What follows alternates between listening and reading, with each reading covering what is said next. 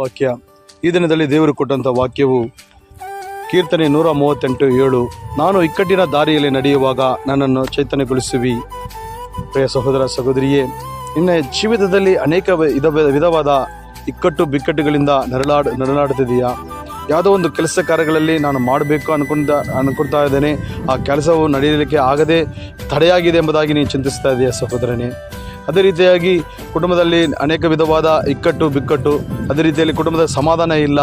ಈ ಒಂದು ಬಂಧನದಲ್ಲಿ ನೀನು ನರಳುವಾಗ ದೇವರು ಹೇಗೆಪ್ಪ ನನಗೆ ಬಿಡಿಸ್ತಾರೆ ಎಂಬುದಾಗಿ ನೀನು ತವಕ ಪಡ್ತಾ ಇದೆಯಾ ಸಹೋದರನೇ?